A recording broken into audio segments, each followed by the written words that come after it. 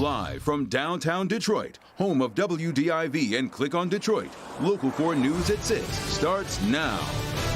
Warren city leaders meeting tonight in hopes of solving some big issues involving marijuana. A longtime Detroit landmark is getting new life as one of the world's largest companies sets up shop there. An elderly driver takes a wrong turn right into a freezing pond and finds himself trapped.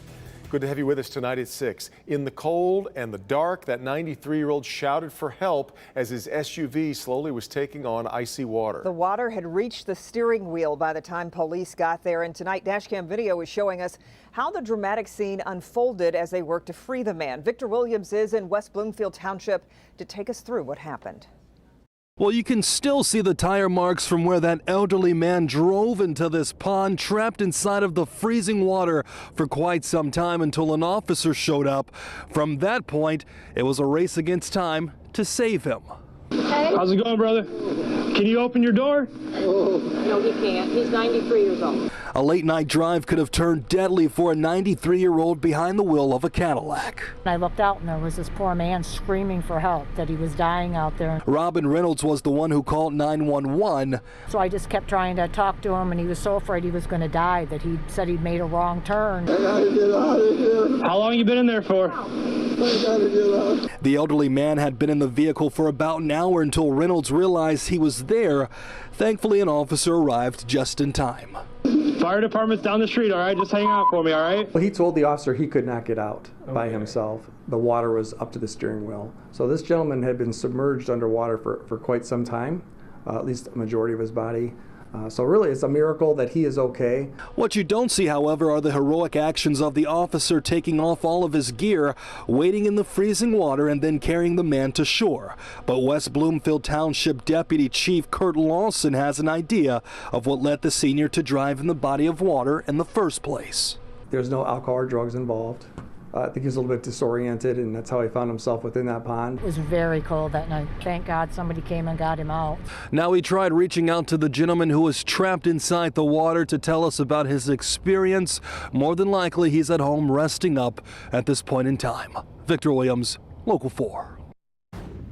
All right, Victor, let's get a check of the weather now. Speaking of it being a little chilly in spots, we're expecting this messy mix of rain and snow. We are. Ben joins us with a look at tonight's forecast. Ben? Yeah, Kim and Devin, about 2/3 of us still dealing with at least widespread precipitation. The rest of us starting to get a little bit of a break down there in the south zone. But the more persistent stuff has now moved into the metro zone, especially there around the city. And a lot of that is rain inside of Detroit. You go a little bit further out to the west, you can see those colors have been replaced from the blues and the purples now to green, as we're getting mostly rain out there in Livingston County right now as well. Current temperatures are in the mid-30s, but these are going to be some of the coolest numbers we see as the warm air will start to sweep in, and eventually we'll go to 39 at midnight. We'll wake up to the low 40s by tomorrow morning. And coming up, we'll talk about just how much of this rain we're going to expect to see and if it gets out of here in time for Thanksgiving Thursday. You can get a sneak peek of Thursday and the rest of your 10-day forecast on the Local Forecasters app. And of course, track the rain and snow tonight as well. Guys?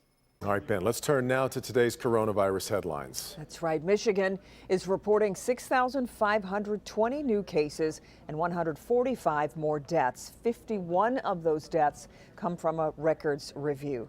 Rite Aid is expanding its COVID testing to those 13 and older through the month of December. And Governor Whitmer is asking Michiganders to avoid large family gatherings this Thanksgiving. Detroit Mayor Mike Duggan echoed that message. We had to tell all the nieces and the nephews, because Thanksgiving's a big day in our family, you can't come back this year. And I hope people in Michigan all recognize that you know, you bring in family members from around the state or around the country, you have a good chance of spreading COVID to your loved ones. And so I hope this year people will celebrate Thanksgiving safely, and next year we'll all be back together again. Indoor gatherings are limited to 10 people from 2 households under Michigan's coronavirus restrictions. It's now been 23 days since a 15-year-old disappeared from her home in Taylor. This story has gone national. The family of Gloria Alvarado is asking everyone to be on the lookout. Our Larry Spruill talked with Gloria's mother, who explains why she believes her daughter is in trouble.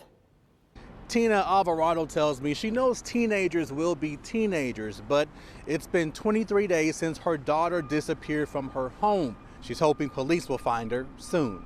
Just days before Thanksgiving, Tina Alvarado says she knows beyond a shadow of a doubt her 15-year-old daughter, Gloria Alvarado, is in trouble. I feel at this point in time, 23 days later, I feel she's in danger. Tina tells me that's how long it's been since Gloria disappeared from their Taylor home. It's something that I feel in my heart and in my gut right now.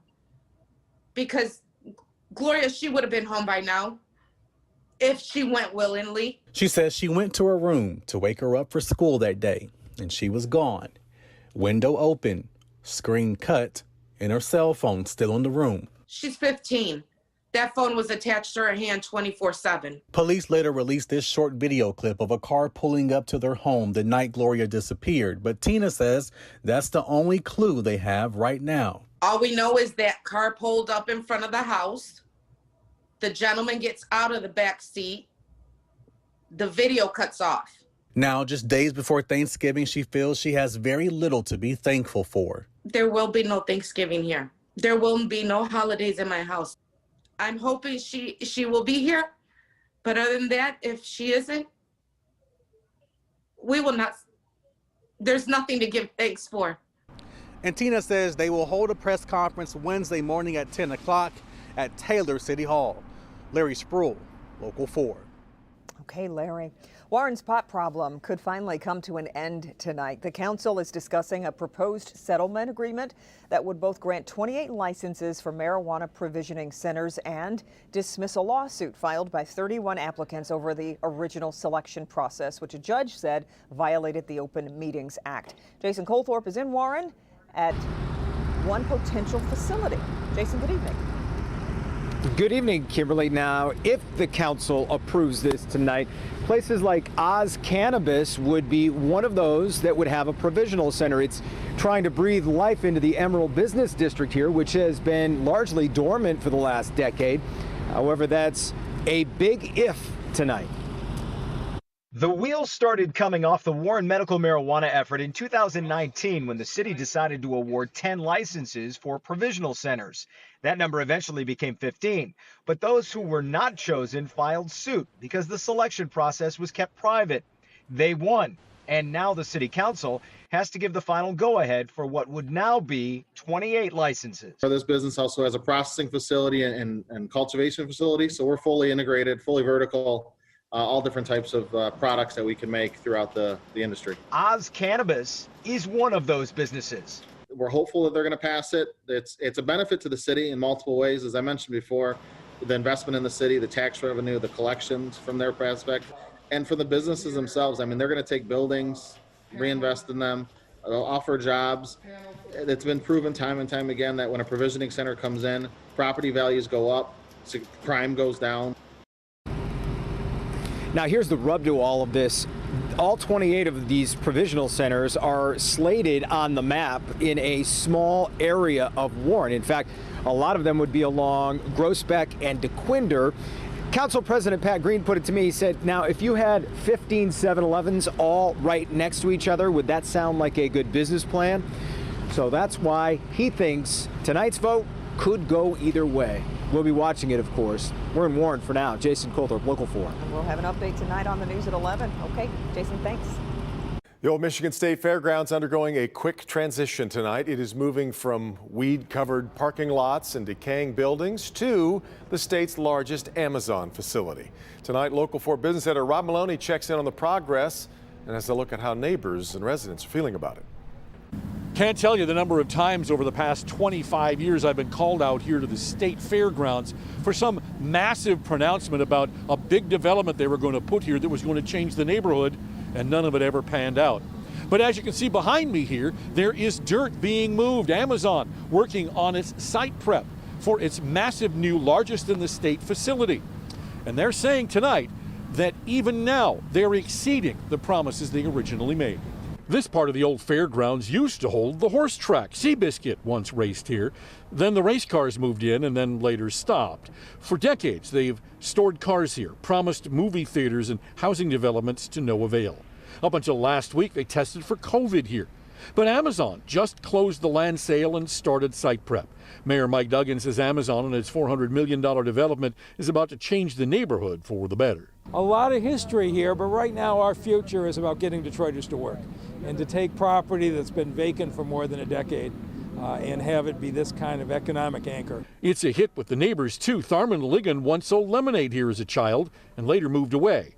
Having returned in 2009, he's glad something substantive is going in. That's cool. You know, the progress that we're seeing is obviously going to give us some economic stimulus for this region. And the jobs, they're long anticipated. We're looking forward to it. Mayor Duggan says Amazon just upped the new jobs numbers from 1,200 to 2,000. And neighbor Joshua McKinich is all smiles as well, seeing other development happening here, like a new indoor transportation center for the bus depot. And we're actually getting 2 new parks in the neighborhood. We're getting one right here on State Fair Avenue, just down the street. We're also getting one back in the neighborhood of at Charleston and Colton. Now, originally Amazon wanted the whole 140 acres out here. The city said no to that, so Amazon decided to just shrink it down and build up. So it's going to be 4 stories out here. That leaves a couple of other parcels for the city to sell to, say, auto suppliers. That's down the road. But right now, Amazon's going to need about 18 months to get their building up and running. In Detroit, Rod Maloney, Local 4. Okay, Rod. Ahead here at 6, what the post office says you need to know if you're sending packages this holiday season. Also, let's check in with Dr. Frank McGeorge. Doc? Thanksgiving will be different for everyone this year, but for one local man, it wouldn't have even been possible without a very special gift. I'm Dr. Frank McGeorge. Coming up, why he is extra thankful as he celebrates an important anniversary.